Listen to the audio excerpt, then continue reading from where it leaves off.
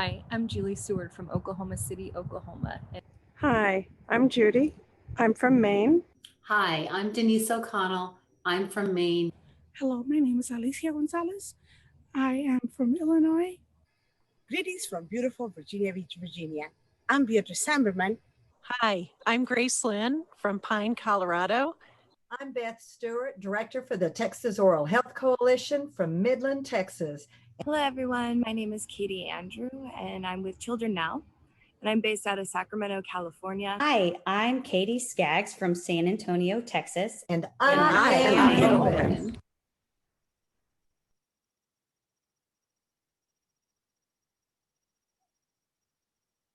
Hey, everyone. It's Gina Sharps here, hanging out in my driveway from Bridgeport, West Virginia. Hi, I'm Brenda Burnett from Cheyenne, Wyoming. I'm Vivica from Healdsburg, California. And I am open.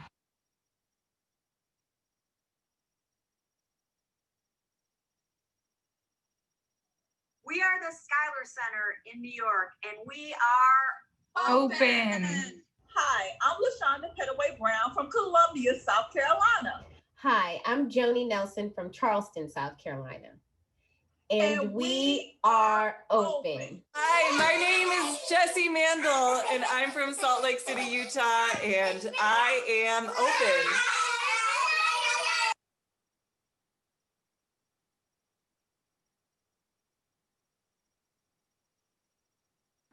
I'm Sharon Perlman from Chicago, Illinois. Winnie Groves here from Honolulu, Hawaii. I'm Adam Barefoot, and I'm the State Dental Director for Georgia and the Vice Chair of the Georgia Oral Health Coalition. Hi, I'm Tanya Dorfbrunner. I'm the Executive Director of Oral Health Kansas in the great state of Kansas. And I am open.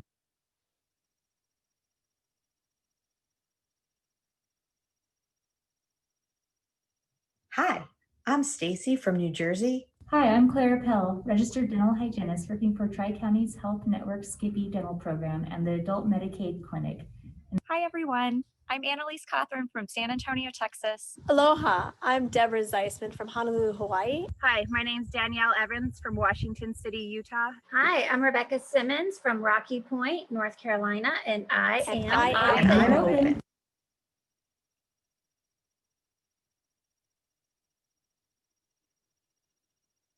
Hi, I am Tony Russell from Detroit, Michigan.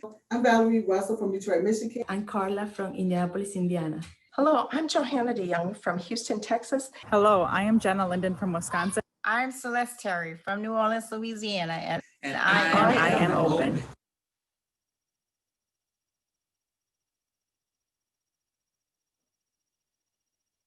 This is Laci McIntyre from Louisville, Kentucky. I'm Lanisha Williams from Biloxi, Mississippi. Hi, my name is Kaylee Hess. I am coming at you from Augusta, Maine.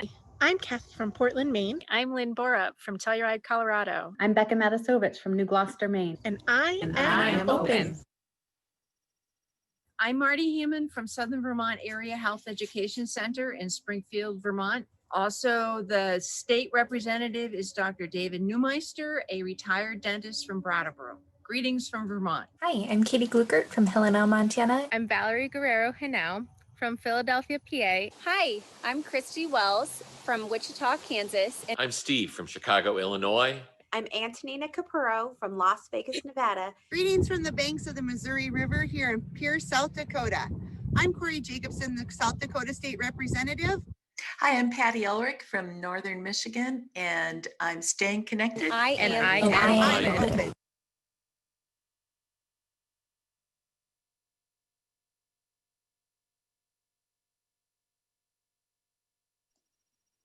Good morning, everyone. Welcome all of my I am open people. I am Ippo Johnson, Executive Director with Open Inc. And I'm welcoming all of you to our national convening. Thank you for taking the time out to be part of this important work that we're doing. Welcome to my tenacious doers, our pragmatic visionaries, our truth seekers, our people magnets. We ask you all to be open to fostering safe spaces, connecting with purpose, driving collective action, and occasionally disrupting with inclusion. I hope you plan to participate for all of the next 3 days as we map out our oral health system and set our priorities for the next several years. I want to take a moment to give a big thank you to all of our sponsors for the national meeting, the DentaQuest Partnership and the National Oral Health Conference, the American Dental Association and Mouthwash, who are sponsoring a special coffee break for you this week, AIDPH, who's providing free CEUs, the Clinical Scholars, Aspen Dental, Critical Learning Systems, and Advancing Oral Health in the Safety Net. Thank you all for supporting our work, and thank you for keeping an open mind as we move forward in our work together. And now I'll turn it over to Laci. Hi, everyone. I'm Laci McIntyre. I'm a social worker, a child advocate, business owner, mom, and a longtime member of the Open Network. I also serve on the National Oral Health Connection team and the Sustainability Work Group. I'm based in Louisville, Kentucky. And today I'm going to share really briefly a few reflections, share a bit about the purpose and the outcomes of our time together, and introduce you to our keynote speaker. So 2020, wow. We certainly have had a very strange year, haven't we?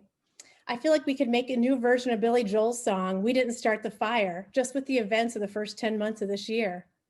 In some ways, our humanity is even more connected. It's been fun to see each other's kids, cats, dogs, and houses on Zoom.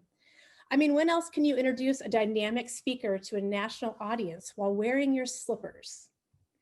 On the other hand, it has shined the brightest spotlight on the inequities occurring right here with headlines like, lawyers say they can't find the parents of 545 migrant children separated by the Trump administration.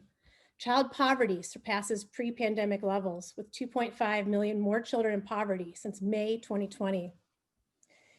And coronavirus kills far more Hispanic and Black children than white youths, CDC studies find. It's time for a change in this country, and it's time for systems change. We can't ignore it any longer. As W.E.B. Du Bois said, a system cannot fail those it was never meant to protect. Have you ever thought to yourself, I wonder what I would have done during the civil rights era? Would I have been in the streets? Well, look in the mirror today and you have an answer. If you really haven't gotten involved, quote unquote, now is the time. Our hearts are broken in Louisville, Kentucky, and across the country as we humbly witness and proactively acknowledge the pain of racism and the insidious effects of white supremacy in all systems. The impacts of 400 years of bad policy continue to harm Black children in our cities, states, and nation. The recent verdict in the Breonna Taylor murder case is no different. The verdict was unacceptable. Showing Up for Racial Justice recently said, the decision was enabled by a power structure and criminal legal system that does not value Black life. There's so many unanswered questions, and it's time for the truth. You might be saying, why is Laci talking about Breonna Taylor at a gathering of oral health advocates? How can't we talk about this? How can't we talk about the impacts of racism in every system that we encounter and that we participate in? How can't we talk about our role in perpetuating racism in the systems in which we work? We make decisions every day that impact people's lives. We are the ones with power. Santa Powell recently shared, tolerance for white supremacy is not an ambiguous issue, and I will not rest until it is completely dismantled. I will not rest until everyone feels safe in their own skin. We are all in this together, and we all have a role in ending systemic racism. As of today in Louisville, the protesters have been downtown for 146 days straight. They show grit, determination, love, and persistence. We can learn some things from them.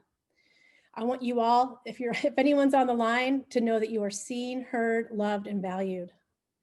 I know that I have been on an intentional personal journey over the last 6 years to begin to understand my role in both perpetuating and working to dismantle racist systems. I've made a commitment in both my personal life and my work life to do better, to do something different, and to work to end white supremacy in my daily practices. Please check out the Justice for Breonna website to take some action and learn more. Anyway, thank you for allowing me to share a few thoughts from my perspective on ending white silence about racism in our country. Now we're going to move to the purposes of today's event. There we go. The purpose of today is to understand, or this week is to understand and explore opportunities that will impact the U.S. oral health system, begin to identify the next set of goals and targets for our open network, and reinforce the urgency for us to address structural racism. The next slide details our desired outcomes for this week. So we're hoping at the end of this week that we all have an opportunity to connect, reconnect, and network virtually. We hope for an awareness of potential actions and approaches to create systemic change, eliminate inequalities, and advance racial equity. We hope for an opportunity to celebrate key achievements and success towards accomplishing OPEN's 2020 destinations and targets, a shared understanding of the systems mapping process undertaken by our network members, and a list of ideas of how to exploit, I'm not sure about that word, but exploit possible opportunities for leverage. So now it is my deep honor to introduce our keynote speaker. I'm excited to introduce you to Dr. Myechia Minter-Jordan, the President and CEO for the DentaQuest Partnership for Oral Health Advancement and Catalyst Institute. She's going to share more about meeting the moment and changing the system. Under Dr. Minter-Jordan's leadership, DentaQuest has committed $2 million to a racial equity and social justice fund to help combat systemic racism. That is very exciting. During her address, she will help us examine our role as leaders in the social justice movement, describe the importance of promoting health equity through the use of data. She's going to discuss systemic racism and its impact and identify key action steps for us to improve oral health equity together. You can learn more about her in Pathable. So now I'm going to turn it over to Dr. Minter-Jordan. Thank you. Thank you so much, Laci. And a special thank you to our fearless leader, Ife, and to all of you for welcoming me to the 2020 Open National Meeting. I am honored and humbled to speak to such an amazing network of committed oral health care advocates. The lived experience, collective brain power, and commitment to systems change represented here today is both inspiring and motivating. For those of you who I have not yet had the pleasure to meet, again, my name is Myechia Minter-Jordan. I am quite obviously a Black woman. I'm also a physician, CEO, and committed advocate for health equity. Today, I serve as the president and CEO of the DentaQuest Partnership for Oral Health Advancement and Catalyst Institute, an oral health organization dedicated to improving the oral health of all through transformative systems change. Prior to joining DentaQuest, I led the Dimock Center, which is the second largest federally qualified community health center in Boston that's focused on comprehensive holistic care. During my tenure there, I worked to fully integrate primary care and behavioral health. While I was at Dimock, I had the distinct privilege of welcoming the late civil rights leader, Congressman John Lewis, to our center. When I think about the theme for our 3 days together this week, meeting the moment, I can think of no better person than Congressman Lewis to give us our marching orders.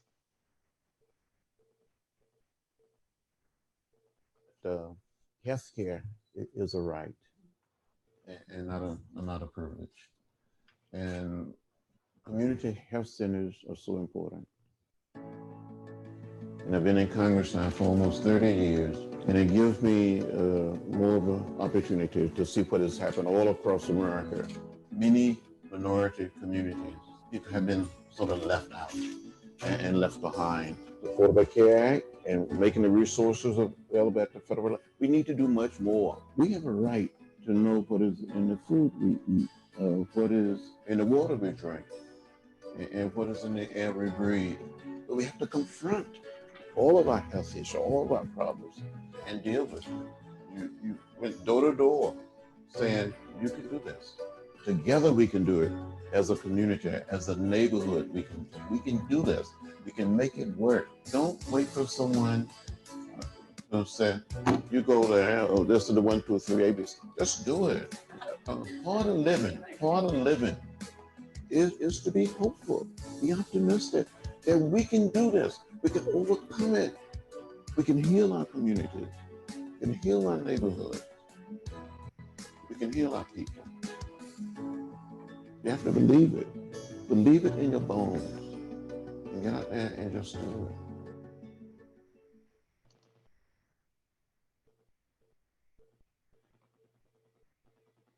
This is my disclosure here. And then we can move to the next slide. So I am incredibly energized by Congressman Lewis's word every time I hear them.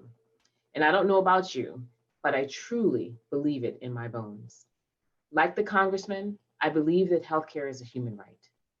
But the moment we find ourselves in today presents a clear view of the impact on human lives when we don't treat healthcare like a human right.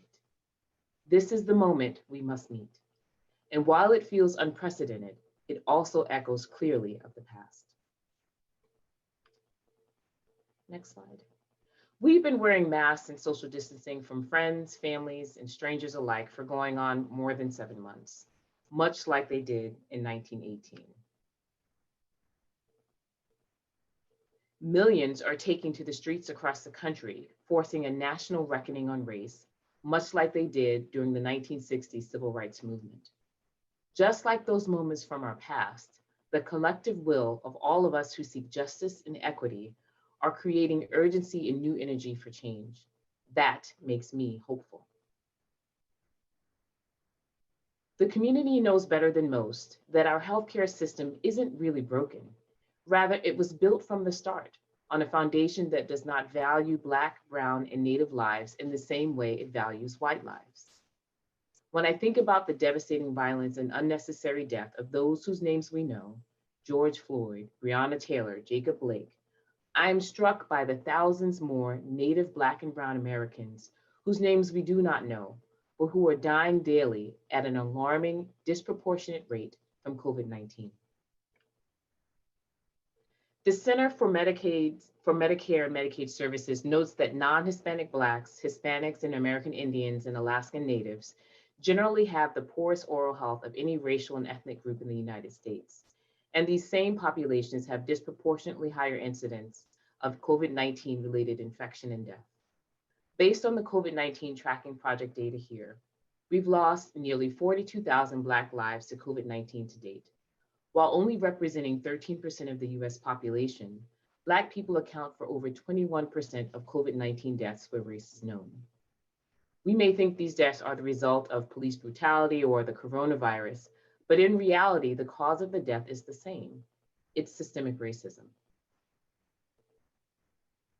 The impact of systemic racism on healthcare manifests in many different ways.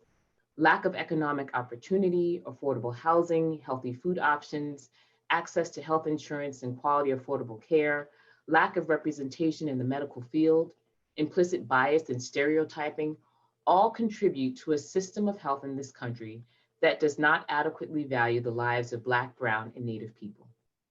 In fact, a 2017 Harvard study showed that 22% of Black people avoided medical care in the US out of concerns about racial discrimination, compared to just 3% of white people. When I was seeing patients regularly as a physician, I would often see the relief on Black patients' faces when they saw that their doctor looked like them. They instantly knew that I would understand elements of their lived experience that some of my colleagues might not. I've experienced firsthand the impacts of systemic racism on the health and well-being of our communities. I've treated men and women who live in food deserts and experience violence in their neighborhoods, the combinations of which have increased their rates of obesity, diabetes, and depression, just to name a few. As an example, Mr. Jones was a man who challenged me when I talked to him about his diet, and he asked me to help him find and afford the food that I recommended for his heart health diet. He lives in Roxbury, Massachusetts, an area of Boston that is a food desert. So how could I, as a physician, ask him to forego the Big Mac meal that was less than the cost of a healthy salad? Needless to say, he was the impetus for my health center partnering with a local farm to provide fresh food that could be purchased using food subsidies. The impact of disparities in healthcare and the social factors that impact health are very real.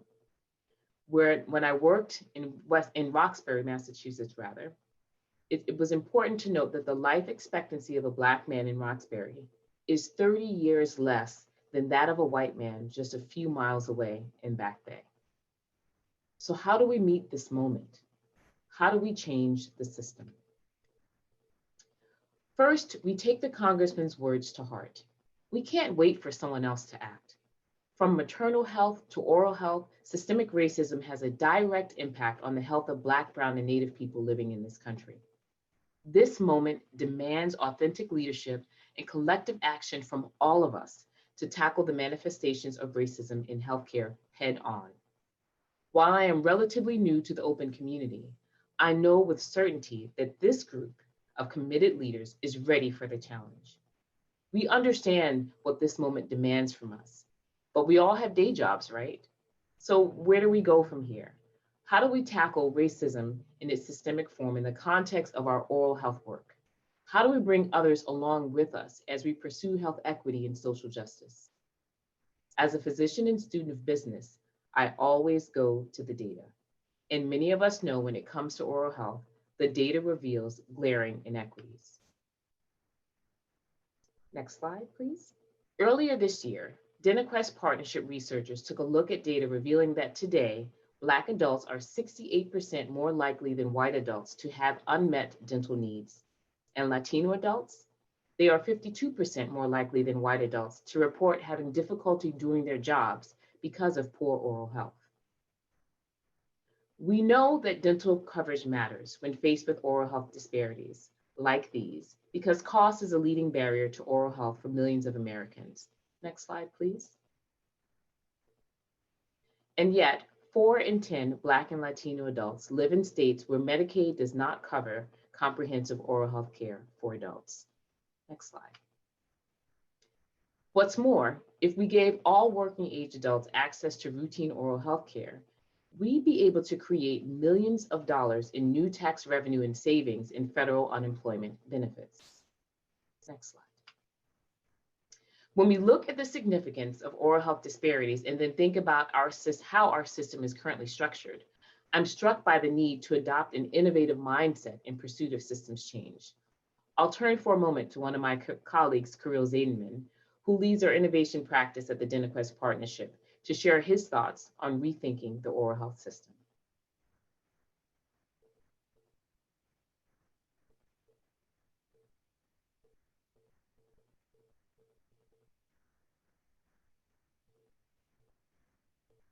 Vice President, Innovation at DentaQuest. Our oral health system is broken. There isn't sufficient access to care, it costs too much, and it doesn't produce good outcomes. It's completely separate from the overall health system.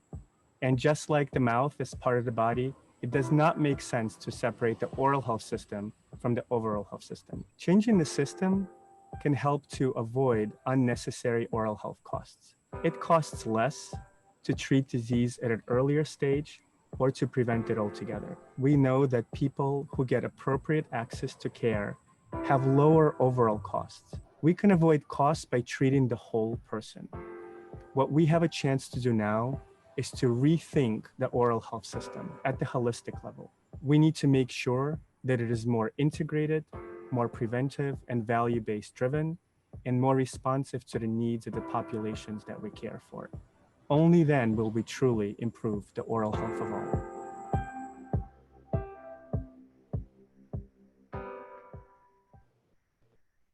The need to develop and share research is a critical step to addressing racism as a public health crisis and an integral part of improving oral health for all. We need to use the findings and data to not only report on gaps that exist, but also to inform action on how best to close those gaps through innovation and by redirecting resources.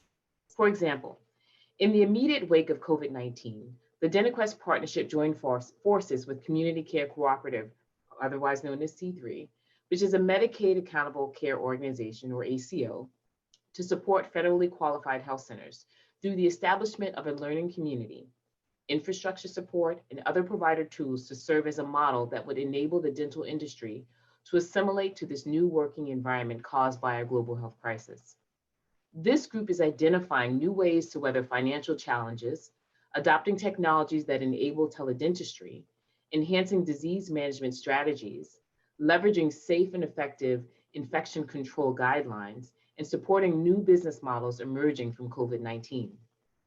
Based on this work, we are now expanding its reach by spearheading an additional effort to bring more than 100 oral health leaders together, many with us today, to endorse a data-driven reimagining of the traditional oral health model to one that is cost-effective, efficient, and equitable. This is a bit of a sneak peek because the white paper won't be released until next week, but this new framework builds on health promotion and disease prevention while supporting value-based care. Our goal is to expand beyond the 100 oral health leaders and organizations to include many more diverse perspectives that will help shape the model to ensure that its adoption effectively improves the oral health of all. By moving out of silos to rethink the way we can collaborate, we will strengthen the ways in which we use data to develop sound public policy. This is putting data to work. Next slide, please. But data and sound policy proposals can only take us so far. We need strong leadership at every level of our work. This summer, I and 18 of my Black and Brown colleagues in Boston and Massachusetts were moved to action by the example set by advocates and community organizers who took to the streets seeking racial justice. As executives at top Massachusetts companies like Converse, Liberty Mutual, Fidelity Investments, we joined together to create the new Commonwealth Racial Equity and Social Justice Fund and decided to seed it with $20 million. This idea was generated from a look in the mirror, from self-examination, both individually and collectively. We had to do something. I remember getting the call from a colleague at Vertex when he asked if I would join the effort, and I answered without hesitation. In many ways, it was almost a relief in identifying a way in which I could use my power, my position, and all that I have worked for to contribute to a greater good. Our purpose is to leverage our individual and collective power as Black and Brown executives to work together with community organizations run by people of color and serving communities of color to make transformative societal changes that address systemic racism and racial inequities in Massachusetts. We want to focus on those community organizations that are traditionally left out of the Massachusetts philanthropic circles and have difficulty accessing funds.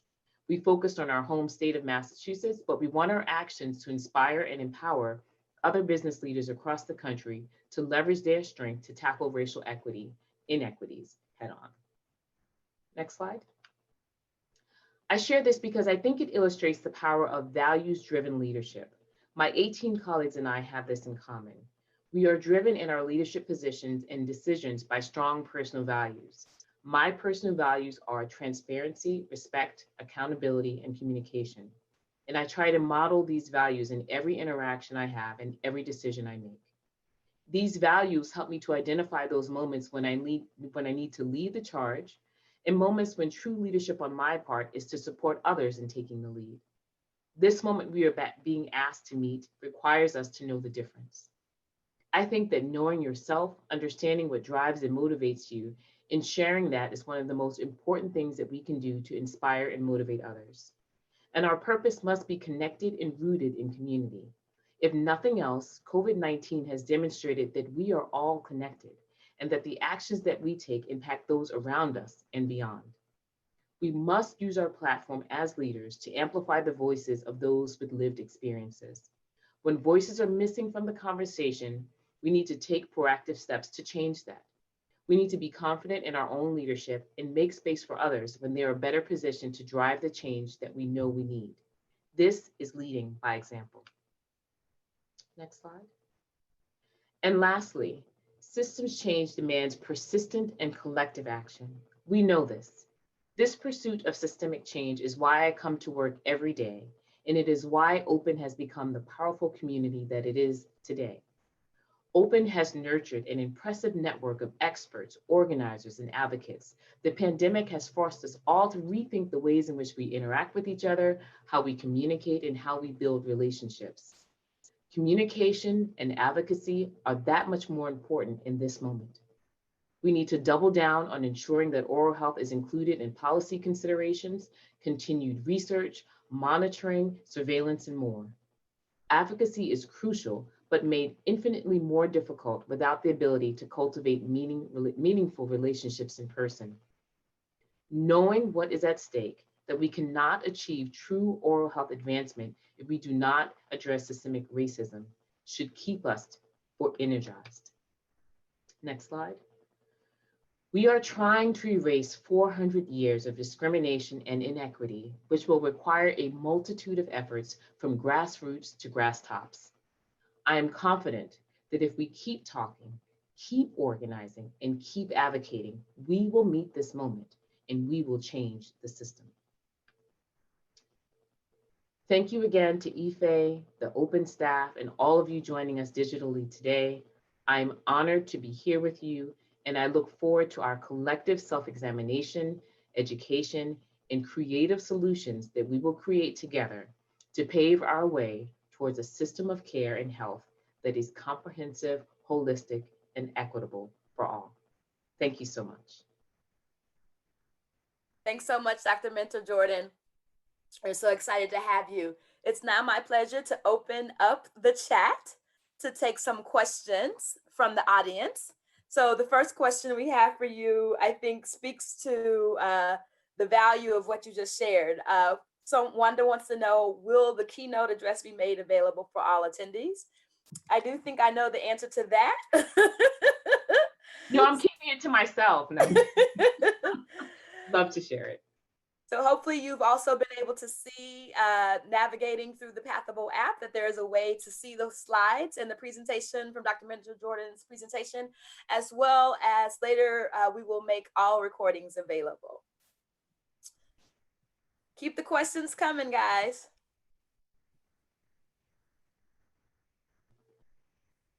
Let's see, don't have anything coming in, but of course I always have a few myself. Sure. So I will ask you, in terms of helping to provide leadership to make such a significant step to address systemic racism, you know, joining the fund, what were the considerations that you thought about as you really tried to ensure that you had buy-in to move forward with that decision? Sure. So I think part of the key aspects that we're looking at is part of the fund, and then also I can reflect on some work that I've done with our mayor here in Boston on the COVID-19 Health Inequities Task Force, is using data. So as we are deciding where we're going to allocate our funds in terms of our philanthropic work with the new Commonwealth Fund, and even within the DentaQuest Partnership, we're using data to help determine that. Where are the communities in need? Who are the leaders that are doing great work, and how do we help them demonstrate their measurements of success? So even within the systems change framework, we still need to measure incremental success. It may not be a hard and fast measure that we can see within 1 year, but year over year, we should be determining how many people are we reaching, how many policies have we influenced and moved forward.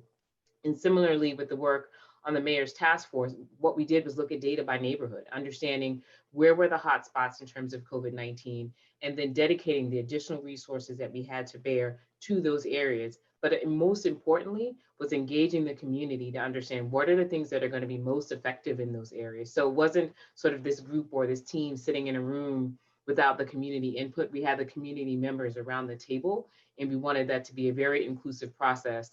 Similarly, with the new Commonwealth Fund, we want the leaders of these communities who are doing great work, of these not-for-profits, to be at the table with us so that we can co-design and make sure that it's a shared experience that we're all learning from as we continue to iterate on making systems change work.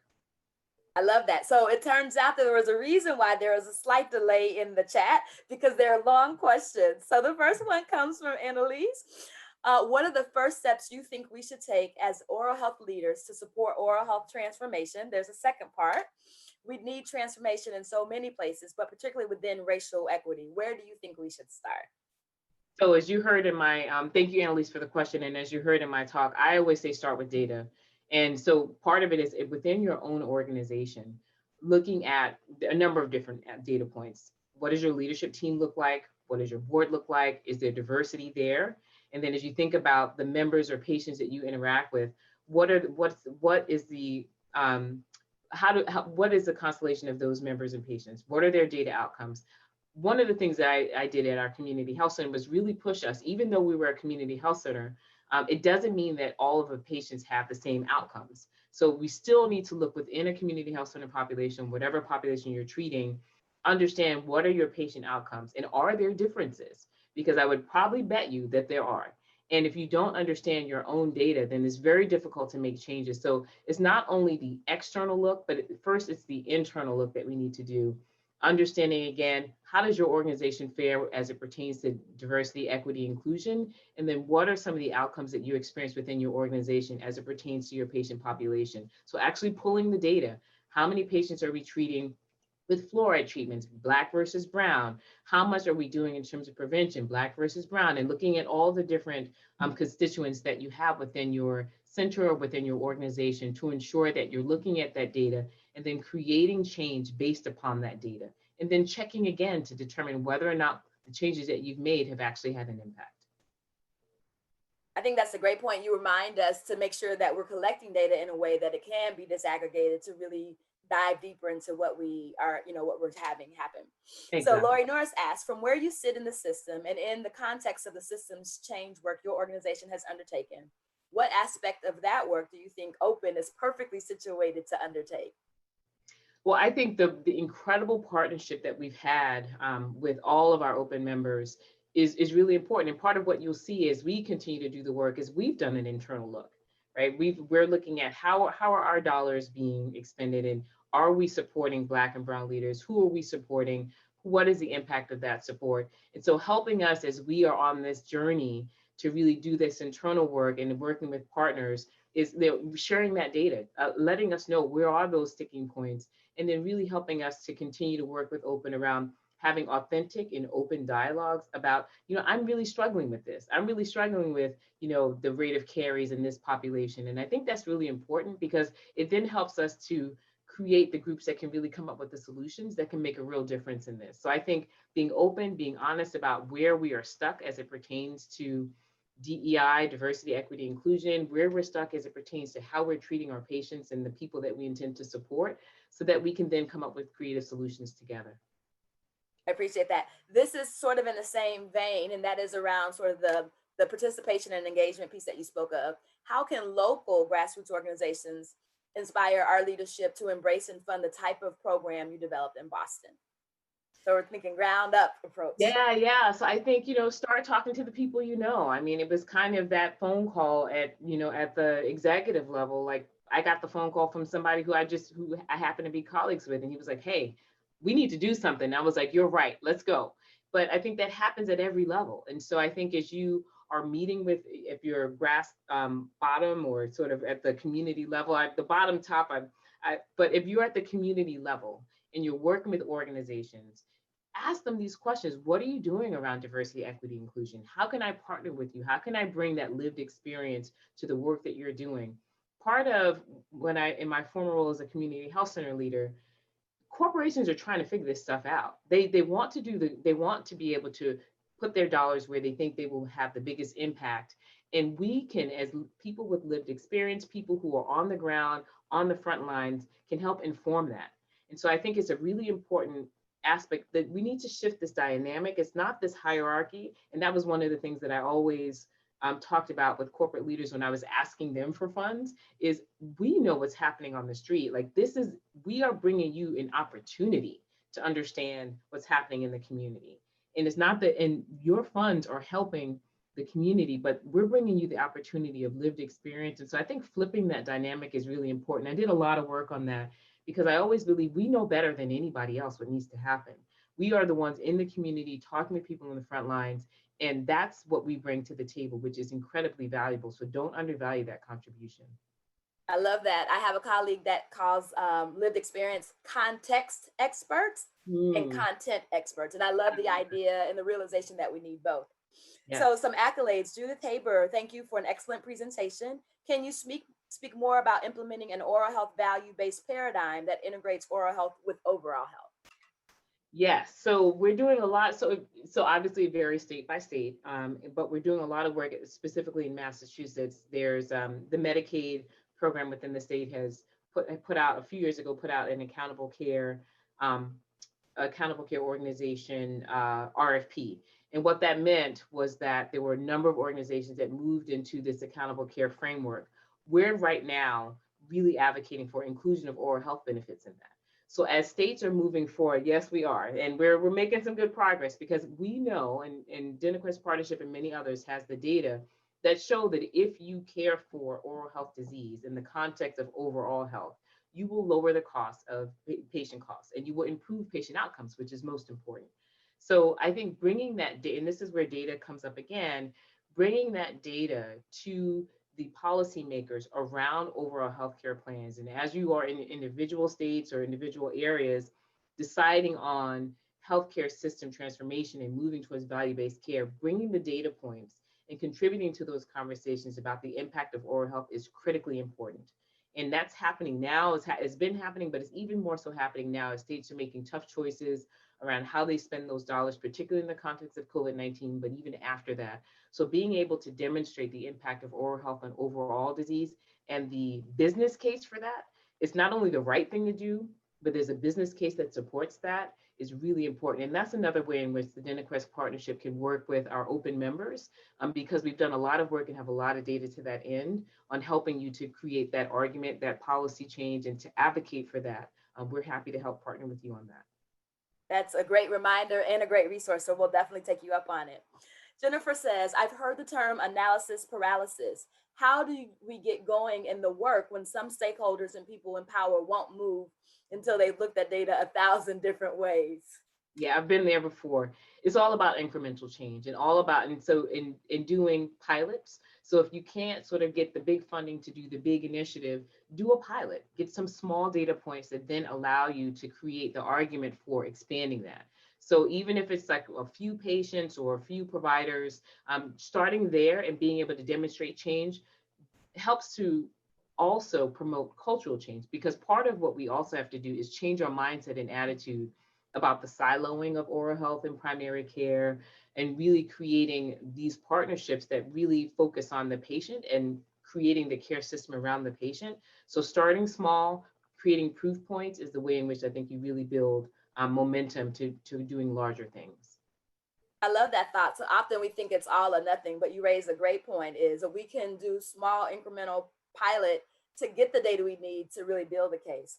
Yes. So another accolade, it's so wonderful to have a medical provider to work as a bridge for medical dental collaboratives. And of course, we know that you support and always have supported integration. All right, so I think we've got a few more questions. Let's see. How might you suggest engaging decades of organized dentistry leaders who are only just beginning to recognize the importance of diversity and inclusion? Second part, what can dentistry learn from medicine in this regard? Well, so that's a big question. So decades, yes, there are decades, and I would say medicine is in the same place. I think finding those champions, right? So you find one champion that can lead to additional champions, and really getting, and I appreciate the comment about my being a medical provider and being in this work. You know, I'm a champion. There are other champions that are across the country and in different states that are really focused on this work. And so getting one can help spread it. All you need is one person to make change. And as you do that, then it starts to spread. And we know, unfortunately, from COVID-19, all you need is one, and then things spread. So I think really starting with an individual, finding a partner, really beginning to co-design on a pilot and finding and creating those data points is a way in which you can then say, aha, you know, Dr. So-and-so worked with me on this. Now let me show additional information to the next physician or next provider, and asking that provider to share their experience in working with the oral health community with their colleagues. So it just begins in that one or two interactions that can then have a ripple effect that can really help us to move this system. But there's a lot, and medicine isn't within the same way. I think for many, many years, and even within my career, I've seen a progression towards an understanding of, as an example, the social determinants of health now is sort of this new framework, when we know community health centers have always been practicing in that way. And so it takes this evolution, but this is a point of reckoning that I think is happening across the country. And I think that's part of what we need to do, is seize this moment to really push change, because it's everywhere. You have to put your head under a rock to not understand and not see some of what is on the news every day about the inequities, and continuing that conversation and continuing to have people see what their role can be in shifting it is really important. So finding allies in this work is really critical. And then I think, again, you'll have that ripple effect. I love it, because I think at the heart of your message is to remind us that this is about progress, not perfection. And often as helpers, we always think about like, how can we help everybody? Well, the way to help everybody is to incrementally help people. And so I appreciate it. So we have some great questions that are still coming in. Unfortunately, I think we've only got time for 1 or 2 more. So let me try to get them to you. We know that the racial and ethnic diversity of the oral health workforce does not match that of the general population. What ideas do you have on how we can further diversify the workforce? So a part of it, and this is an important, obviously very important to me, and I think part of it is there's many different things you can do. You can go downstream and really focus on getting kids interested in the field who are of diverse backgrounds, but you can also question the colleagues at academic institutions about their DEI work, right? So I think, if you're in an organization that has interns and residents come and work with you, or students who are in their training, you can start to ask for, we want a diverse population of students. How are you doing that? How are you achieving that? And really look at organizations like the National Dental Association in terms of partnerships to really help see change within the workforce. But that's a long-standing issue that has been apparent in medicine and is across the board. But I think part of what we're doing is really is asking and demanding for change and demanding for, why does this look so? Why is there such a lack of diversity? And working with our academic colleagues to really push them and help identify potential community partnerships that they can leverage that would help diversify the field. Some of the work I did when I was at my community health center was engaged with one of the community colleges around diversifying the medical assistants that we had coming to work within the health center, and looked at their nursing training program so that we could create career pathways of the medical assistants if they were interested in moving on to a career in nursing, and trying to find those partnerships is key in terms of really working with community organizations. So that's part of the way in which I think we can work on that, but it is a longstanding issue that requires longstanding work. I love it. I also just give a shout out to AIDPH, who has been doing some work in that area. And we just had some discussion about that yesterday. Awesome. So I want to just say for everybody, if you didn't get your question in, my apologies, but here's what we want to do. So we want to send you into small group discussions, but we want to start by showing a video of the last being read by Morgan Freeman, sort of reading and sharing the last words by John Lewis as inspiration. So continue to think about Maisha's words in the back of your mind, and then we'll come back into breakouts. All right, thanks so much, love. We've appreciated. I know you're gonna hang around for a little bit. All right, Josh, we're ready. While my time here has now come to an end, I want you to know that in the last days and hours of my life, you inspired me. You filled me with hope about the next chapter of the great American story when you used your power to make a difference in our society. Millions of people motivated simply by human compassion laid down the burdens of division. Around the country and the world, you set aside race, class, age, language, and nationality to demand respect for human dignity. That is why I had to visit Black Lives Matter Plaza in Washington, though I was admitted to the hospital the following day. I just had to see and feel it for myself, that after many years of silent witness, the truth is still marching on. Emmett Till was my George Floyd. He was my Rayshard Brooks, Sandra Bland, and Breonna Taylor. He was 14 when he was killed, and I was only 15 years old at the time. I will never, ever forget the moment when it became so clear that he could easily have been me. In those days, fear constrained us like an imaginary prison, and troubling thoughts of potential brutality committed for no understandable reason were the bars. Though I was surrounded by 2 loving parents, plenty of brothers, sisters, and cousins, their love could not protect me from the unholy oppression waiting just outside that family circle. Unchecked, unrestrained violence and government-sanctioned terror had the power to turn a simple stroll to the store for some Skittles or an innocent morning jog down a lonesome country road into a nightmare. If we are to survive as one unified nation, we must discover what so readily takes root in our hearts that could rob Mother Emanuel Church in South Carolina of her brightest and best, shoot unwitting concert goers in Las Vegas, and choke to death the hopes and dreams of a gifted violinist like Elijah McClain. Like so many young people today, I was searching for a way out, or some might say a way in. And then I heard the voice of Dr. Martin Luther King Jr. on an old radio. He was talking about the philosophy and discipline of nonviolence. He said we are all complicit when we tolerate injustice.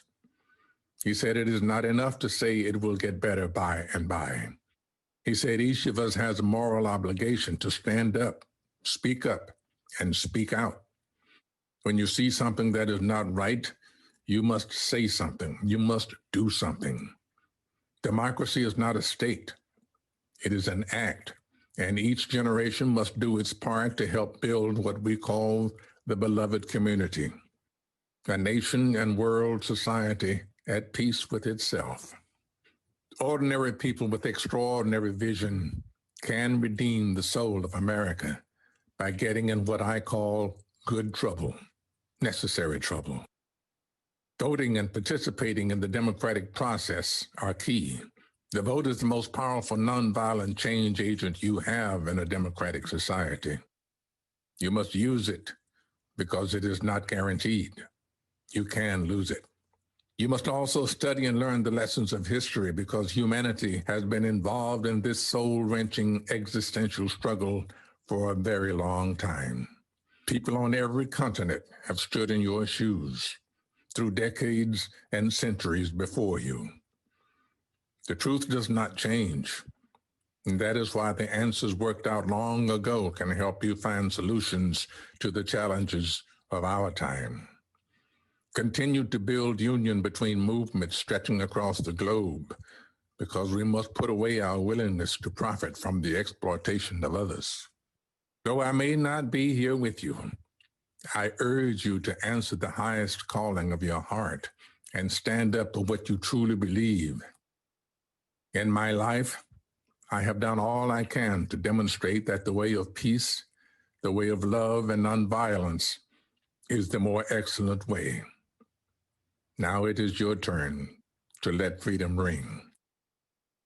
When historians pick up their pens to write the story of the 21st century, let them say that it was your generation who laid down the heavy burdens of hate at last, and that peace finally triumphed over violence, aggression, and war. So I say to you, walk with the wind, brothers and sisters, and let the spirit of peace and the power of everlasting love be your guide.